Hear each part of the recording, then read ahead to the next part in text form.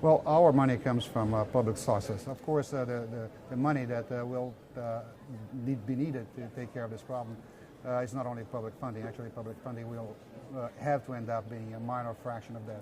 But our piece is actually to mobilize public funding and to enable developing countries to meet their obligations to conventions such as the Climate Change Convention, as well as the Convention on Biodiversity and the Convention to Combat Desertification.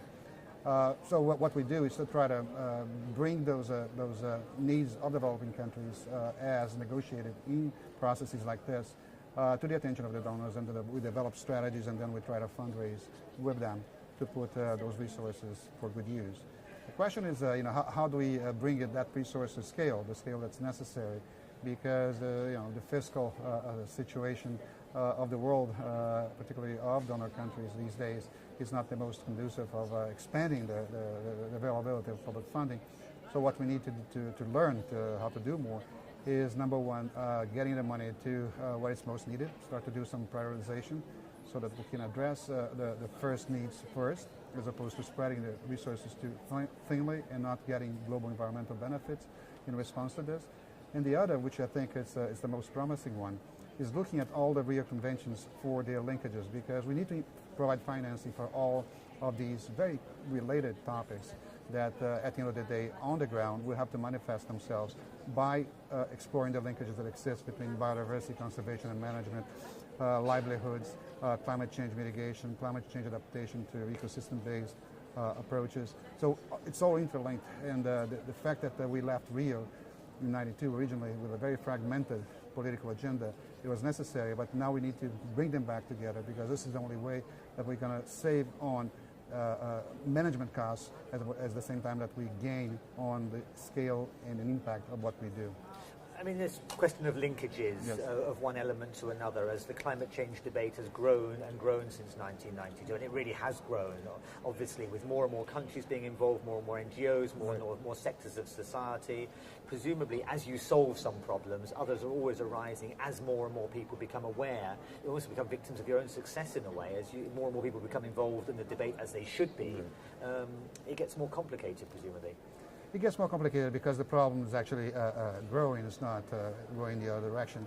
But we also need to learn of what we did well, because we've done an analysis of our portfolio, for example, in biodiversity, and we saw that the magnitude of the threat to biodiversity has grown since '92. We didn't meet the targets that were set for 2010. But if we look retrospectively, if facilities like the GEF didn't exist, the problem would be much worse than what it is. This means that we know how to do it if we have the resources that are needed to solve the problem. But that's not enough, because again, if we try to do this in isolation, and isolation also from the development sector, and one of the things that we're trying to do at the GEF now is trying to mainstream all of these environmental issues that are key for what we are trying to do here into the development sector, into the agriculture sector, into the trade sector, because these are the areas that we are bound to amplify the money that we put into the systems for specific projects. Without that, we're still going to be siloed in these very limited projects and very limited interventions that in themselves are very good, but it doesn't rise up to the scale that's necessary. And we need to do something immediately, because we can't wait until 2020. And the negotiations are what they are. They will go at the pace that they will eventually turn out to be. But we can't wait until 2020 to act, because by then it's going to be too late for a number of features that are very, very crucial for the global environment and for the livelihoods of people. And therefore, we need to start implementing right now. So I think that the priority for these conventions is actually implementation. And implementation is actually what we do. It's actually to provide financing for these agreements to actually take root and and express themselves in the real world, in the developing countries where a lot of these challenges are being faced right now. I mean, do you find that processes like this at COP18, where 190-odd countries are represented, many NGOs, other social groups, do they help that process of implementation, or do they hinder it to some degree?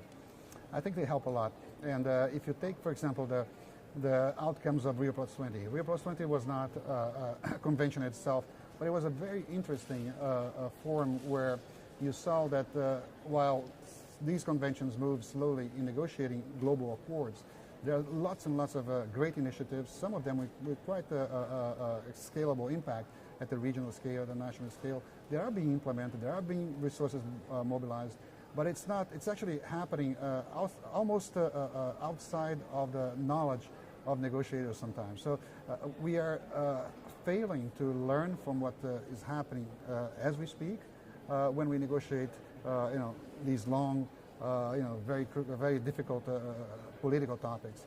And sometimes when you take too long to negotiate, the issue actually loses its currency.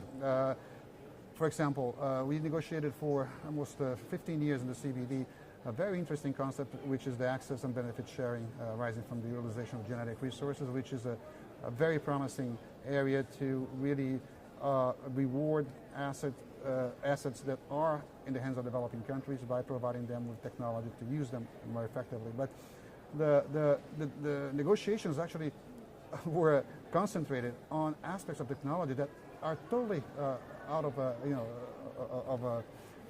today are totally outdated. And so we are regulated sometimes things that don't exist anymore. That's because it's so slow.